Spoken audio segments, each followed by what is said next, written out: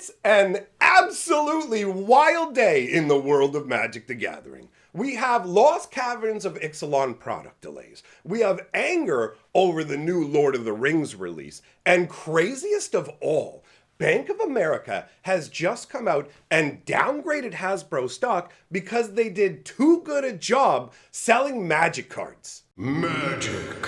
I am a wizard! History. I'm an old wizard! The Magic Historian. My bones hurt. Greetings, owners of fine luxury cardboard rectangles, my friends.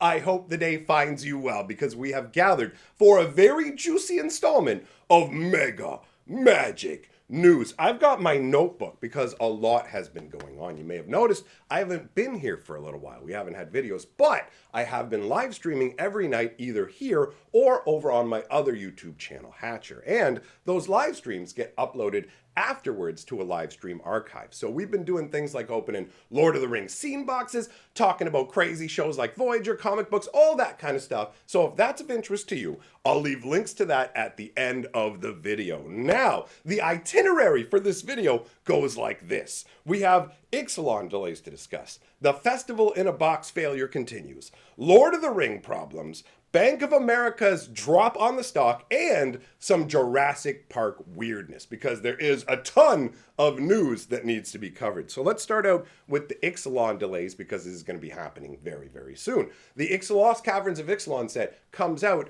in basically about a week, right? We've got the pre-release, and as far as I'm concerned, the pre-release is the set release. Wizards basically makes every product available at pre-release, so release isn't really a thing aside from technically like Walmart or Target or something like that. They don't get to put it out a week in advance unless the people stocking the shelves just put it out 2 weeks in advance, which happens half the time anyway. So as far as I'm concerned, pre-release is the release. So this is where it really matters when products show up, and it looks like there's going to be issues with multiple layers of products. So you've got the collector boosters and the commander decks are both going to be experiencing a delay here. Now this obviously speaks to maybe Wizards should possibly, I don't know, maybe slow down just a little bit with their production. They're making like a million different products at once, and obviously it's leading to some major issues. They're not even able to get the products out there. I do wonder if that somehow has anything to do with the shift over to play boosters, right? Because they just announced the play boosters now, but internally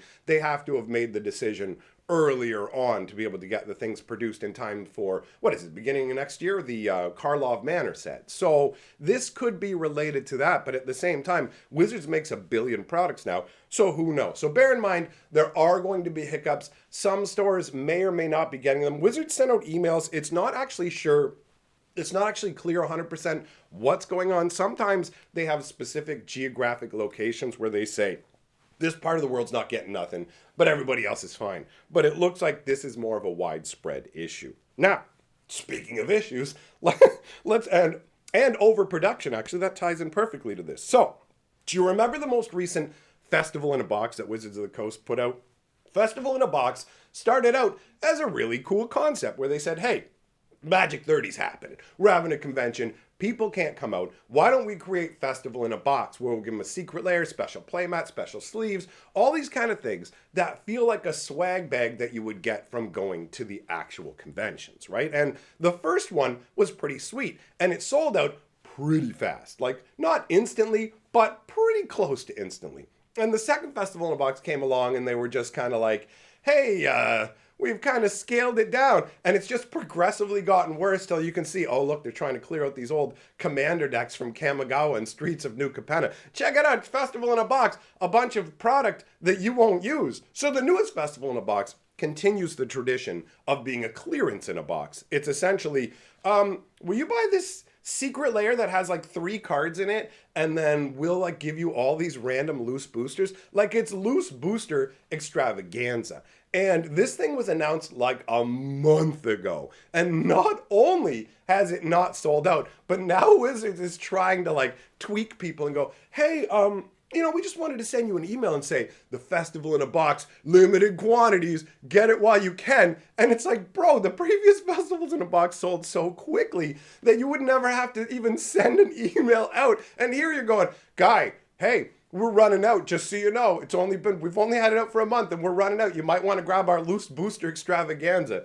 So I wouldn't be surprised if this is the last festival in a box, because Wizards of the Coast is so insane with their thought-making process that I wouldn't be surprised if internally they just went, people don't like festivals in a box. And it's like, no, they do. But you have to put in the effort to actually put things in there like you care. I don't know if it was because Magic 30, like the actual M30 set that they wanted to sell for $1,000 for 4 packs, did so poorly that they just threw a hissy fit after that and went, we're not doing anything special for you guys no more about this. And now the festival boxes are just going to be, get what we've got in the warehouse out of here, right? So many of the decisions that Wizards has made recently have been around this surplus of booster packs. They destroyed a bunch of stuff. They ended up extending Standard by 50%. Standard went from 2 years to 3 years in a desperate bid to sell boxes. And then they just had to throw their hands up and go, okay, we got to stop making set boosters and draft boosters and combine them into play boosters where we don't get to actually get the full benefits. I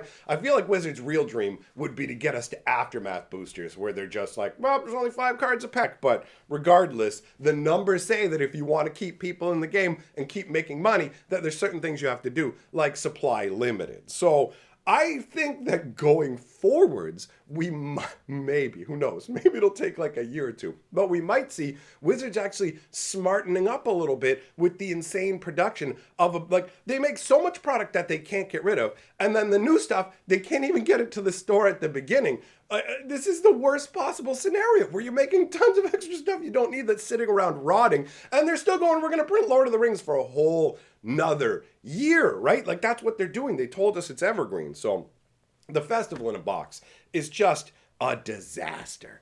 Now, let's move on to the Lord of the Rings. So Lord of the Rings is upsetting people on a couple of different fronts. One is that there are no box toppers. So the previous Lord of the Rings set kind of set the expectations where it's like, here's what you're going to get. And then this set kind of came around and Wizards tweaked the numbers a little bit, right? So basically what I think they did is they dropped the box toppers out of the boxes so they could drop the prices, because instead of just dropping the prices, including box toppers, they have all these little people in there working all the different angles, figuring out the numbers and how much can we charge and whatever. So instead of just reducing the price of the product and keeping the box topper in there, they go, okay, well, we'll take the box toppers out. Then we can sell the collector boxes and stuff just a little bit cheaper because we're not providing them that little bit of extra value. So they remove that. But people are expecting box toppers. So that part is ending up freaking people out. And on top of that, you have the surge foils, where Wizards made surge foils like super rare, okay? Surge foils were super hard to get. So you've got your chase collectability, all that kind of thing, right? Lo and behold, surge foils are so common with this setup that websites, like Star City Games, where they're like a big retailer of Magic singles and stuff. So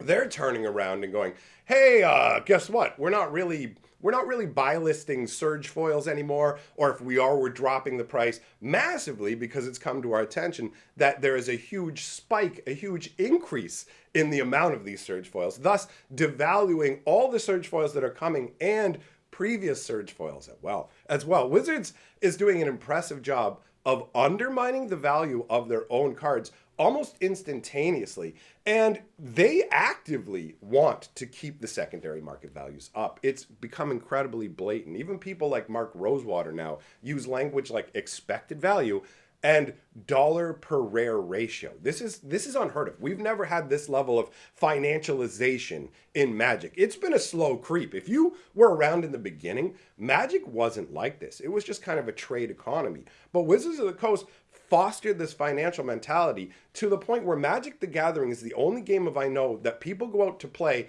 and expect to come out ahead. And I don't mean stuff like poker. Obviously, you're expecting to win money in poker. But I mean, nobody goes out to a night of Settlers of Catan or something like that and it's like, I got to have a certain EV just for me showing up. Magic has become this crazy financial thing with all these little tweaks going on. So Wizards of the Coast is genuinely upsetting people. by removing these box toppers and by tweaking the surge stuff. They want to court the investors and the collectors, but they also want to treat them like, we know better than you and we can just kind of do whatever we want and yank the rug out from under you, right? So it's a diminishing returns game. And the fact that Wizards of the Coast has people like Mark Rosewater using financial language, as far as I'm concerned, that's there to help quell the fear and concern that investor types will have. So they are definitely noticing that they have damaged themselves on multiple fronts. See, they've lost a bunch of their long-term old school players. And the new people that they're bringing in aren't the same kind. They just come in and go, ooh, Doctor Who, delicious, yum, yum, yum. And then Wizards goes, check out all the food we have. These guys are just like, bye, I don't care. I just want a Doctor Who to snack on. And then Wizards goes, but like when people get into Magic, they stick around for a couple years and buy a bunch of stuff.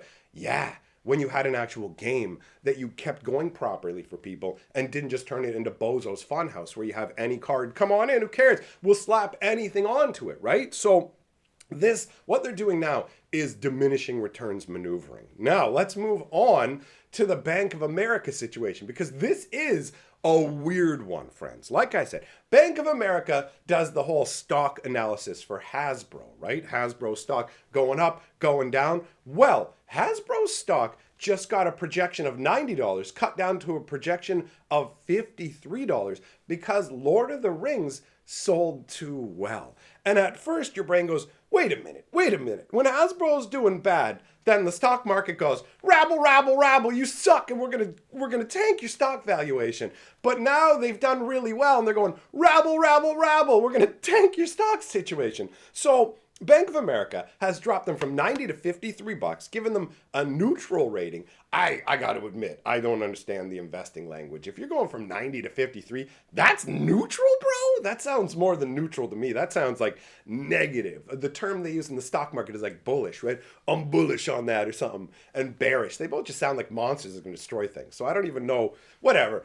Anyways, that I guess bullish means it's good. I'm not 100% sure. I'm confused. It said neutral, something bullish. So I guess they would just hack it even lower. But the reason that they're saying actually makes sense when you boil it down and go, okay, the logic that they're using is something that I've actually said myself in previous videos, where Lord of the Rings was such a mega move, right? They did such an epic job. Like, think about it. The serialized One Ring. That thing ended up selling for like $2 million. Wizards didn't get that $2 million, but they got a huge boost to sales as tons of people who didn't even really have any interest in Magic went out and bought expensive $500 collector boxes, cracking it, trying to chase this One Ring. Like, they instantly generated a bunch of money and created a valuable collectible out of nowhere, had their best-selling set of all time, and made over $200 million. So you go, whoa, where's the problem? Well, the stock market looks at it like this. The shareholders are going to be like, okay, cool, man. You made a bunch of money. That's dope. You made $200 million. Awesome. So next year, you got to make $250 million. And they're just like, sorry, what? Like, because that's how it works. Hasbro had a 5-year target to double their profits, and they managed it. So then they went, we're going to do it again. We're going to crank it by 50% in like 2.5, 3 years, which is the same thing as 100% over 5 years. Same difference, right? So they basically said, we're going to make it rain again. We're going hardcore. We can't lose. Now, spoiler alert, they've been losing. They have not been meeting those targets. The problem is Hasbro is entirely dependent on Wizards of the Coast. And I mean entirely dependent on Wizards of the Coast. Like 30-40% of their end revenue after all expenses and everything, like at least a third of what Hasbro pulls in successfully is from Wizards of the Coast. And basically what Wizards of the Coast has to do next year is they have to top Lord of the Rings and Baldur's Gate 3. Baldur's Gate 3 took years to make, right? Like, and Lord of the Rings is a one-time event. That's like a black swan, right? Are they even going to be able to do it again with Marvel in 2025?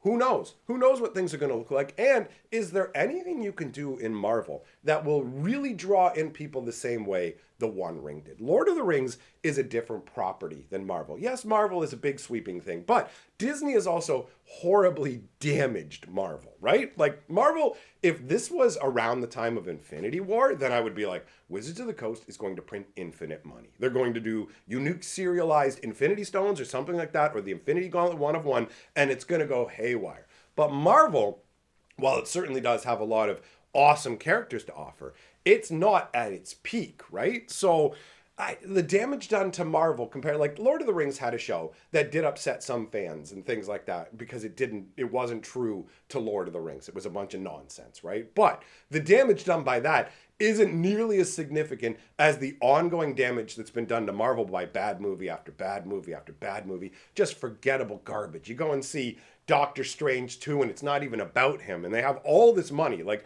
millions, hundreds of $1,000,000 for amazing effects, and you stare at it and you feel nothing, right? So all this is to say that Wizards of the Coast can't possibly match what they've done this year. So the shareholders are going to expect it regardless. If you've jumped as high as you can jump, they expect you to grow wings and fly higher regardless of reality, because shareholders are only there to get the money. That's the whole point, right? So Wizards of the Coast is in a spot where they're going to have to try and churn for that money, but Bank of America is saying there's zero chance that's going to happen, son. So we're tanking their stock price down to half. Now, there are people speculating that, Bank of America might actually think that Hasbro is going to be better, and they might be setting the target lower so that they can actually try and scoop in and swamp some up. But then there's also always people who have these theories of, I know what's going on underneath, and I'll tell you what, I don't know what's going on underneath. I have no idea. When I saw that they were downgrading Hasbro because Lord of the Rings did really well, I was confused for a second, and I had to go and read and go, oh yeah, this is the same thing I said when I said, how are they going to top Lord of the Rings? All I said was they're going to push prices up next year because they're going to have to. And that was the argument that I gave. I said they got to top Lord of the Rings. They can't. The money has to come from somewhere. They thought they were going to make a bunch off of Magic 30. If Magic 30 had sold well as well and Wizards had made a crazy amount of money off that, they might find themselves in an even worse position than they are now, where they had to crank even harder and harder. But I don't know. We'll see. They might have sold all that Magic 30 right at the tail end of last year. But this whole financial market stuff is wild, where a company can be doing bad and it gets punished on the stock market. And then a company can do too good and it gets punished on the stock market because the effects aren't reproducible. It's such a wild world. Now, this isn't everything we have to talk about. I have to talk about some really weird choices from Wizards of the Coast. The first one, we're talking about Jurassic Park here, right? So I'm going to put a card up on the screen for you. Take a look at this. This is Henry Wu, InGen Geneticist. That name is really, really weird. But anyways, he's 1 blue, 1 green, 1 black for a 1/4 legendary human scientist. He and other human creatures you control have exploit. When a creature with exploit enters the battlefield, you can sack a creature. Whenever a creature you control exploits a non-human creature, draw a card. If the exploited creature had power 3 or greater, then you get to create a treasure token. So overall, power level wise, the exploiting isn't too shabby. I like the fact that it's when you exploit non-human creatures, because these people are exploiting dinosaurs, right? And this guy is essentially, he's like a designer dinosaur maker. He creates the Indominus Rex. But I like the fact that they didn't specifically tie it to dinosaurs, so that if you want to use this in a different build that doesn't use dinosaurs, or they reskin him as an in-universe version, then he's got more versatility. So overall, the card itself isn't too shabby, but it is incredibly baffling because this is the first time in Magic's history where we have a legendary character who's facing away from us. When you see somebody facing away from the artwork, it's like facing away from us. It's normally because they want the focus. This guy would just be a regular average researcher, and this would actually be a research lab land or something like that. It would be pay attention to what's going on. This would be a card called Careful Study. You wouldn't look at the card and go, what's the focus of the card? It's this dude who's facing away from us. But it is. He's a legendary character, and he's facing away from us. Who made this decision? Is the guy on this card, did he do something really awful that I don't know about? Because I can't come up with another reason. Like, it's like, what did they go? Well, the guy who does these cards, give it to the guy who can't paint faces. I don't understand. It confuses me. All right. Now, the other thing I want to talk about is this Jurassic Park card, which this is the most jarring Universe Beyond card I've ever seen. And it's a powerful card, right? So look at it. 1 blue, 1 white for an instant called Permission Denied. Counter target non-creature spell. Your opponents can't cast non-creature spells this turn. It's got that kind of Aurum chant, giving you permission, taking permission away kind of vibe. Look, I stopped your non-creature spell. You can't cast any more non-creature spells this turn. Now, obviously, against creatures, not that exciting, not that powerful, and obviously it can't stop dinosaurs as well, which is, that's fun on a flavor level. But this is a powerful effect, and the artwork and flavor text together are pretty jarring to me. Like, you've got Samuel L. Jackson, and, we've had cards where we see different individuals from shows and movies represented. So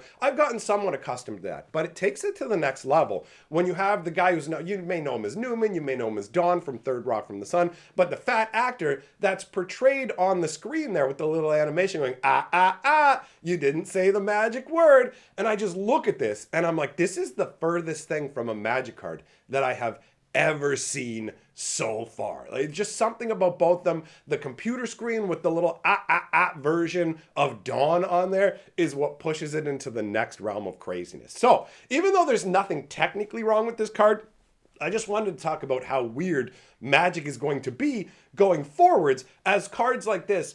How are they not going to start to make a splash in things like Modern and Legacy, where you can shut down your opponent's ability to do anything if they're not playing a creature heavy setup, you're shutting down their ability to cast any of their spells for the rest of the turn, and it only costs 2 mana. It's a 2 mana hard counter that can hit anything that's not a creature and shuts down all of their non-creature spells. Like, that is a powerful effect. Now, ultimately, I don't know if this is a powerful enough effect to make full-on inroads, like, completely and bust in and go, yo, I'm here into the format. But it's on the cusp enough that if it's not in right now, it could easily fit into a future deck. And the oldest formats, where you have Moxes and all this silliness, if you're going first and you can just stop your, oh, hey, did you just play a Mox? Yeah, I'll stop that and everything you're going to cast for the rest of the turn. Like, it's just such incredibly powerful counter magic, right? Wizards of the Coast goes hardcore with the Universe Beyond stuff, and that's undeniable because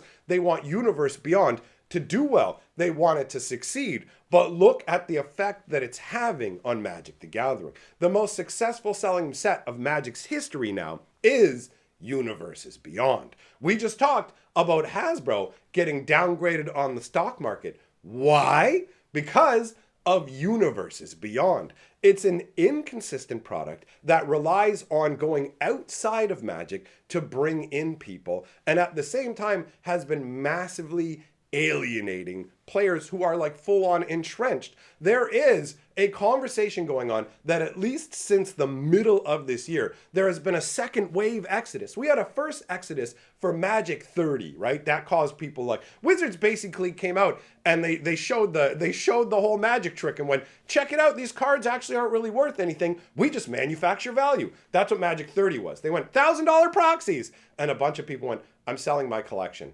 I'm getting out, right? And then it compounded earlier this year where a bunch of old school players were just too spooked. They went, you know what? Wizards of the Coast is coming after the reserve list. This game just keeps going further and further downwards. And they started to sell off all their old power, like reserved list cards. We're talking Moxes. We're talking Power 9, Library of Alexandria, like big, powerful, expensive cards that the heavy long-term hitters would hold on to. And these are people who not only just held on to that stuff, but they're continual players. They're the one who buy boxes and sit on them. But Wizards destroyed the sealed market, right? There was people who would buy boxes and sit on them. But Wizards turned around and went, well, what if we did remastered sets and we tapped into that value? Also, what if we overprinted the sets crazily, but then pretended like they were more limited by not shipping out as much to start with? So we'll send out a little at pre-release and make it seem like we don't have that much when we actually have a ton. So Wizards has been running around burning like everybody, and they've pushed so hard into the Universe Beyond. I mean, look at what happened to Standard. Standard isn't run with Universe Beyond. Wizards of the Coast got so arrogant, they basically just neglected Standard, and then came running back later going, why is the house on fire? We left the stove on with a stack of paper on it, right? So like, the way the game is going right now is insane. And the more of this Universe Beyond stuff that pushes out, yeah, a lot of people are just going to see it and they're going to become maybe numb to it and not care. Like when I see most of it, I just go, I've seen a bunch of Universe Beyond stuff. I've got it in my cube. Me and my friends have fun when we play with it. I'm not really worrying about it that much, but I do worry about the effect Universe Beyond overall has on the game, and that Samuel L. Jackson card that I showed you there with Dawn on it too. Even with me being used to Universe Beyond, it's jarring. It does not feel like Magic. So this does have a knock-on effect that drives people away from the game. And I want people to be having a good time and hanging out with me. And speaking of hanging out with me, come on by and hang out with me tonight on my other channel. I'll be doing a live stream there tonight. Like I said, I have a live stream archive with a bunch of awesome live streams uploaded over there, and I'm trying to get that channel into the YouTube Partner Program. So if you like me and you want to help me out, all you got to do is go and watch some of those streams and have a good time. I mean, what's a better way of helping somebody than helping yourself to a good time? So links on the screen. Thanks for coming by. Big shout out to all of my patrons for supporting my channel. You guys rule. And I'll see you all in the next video or in tonight's stream.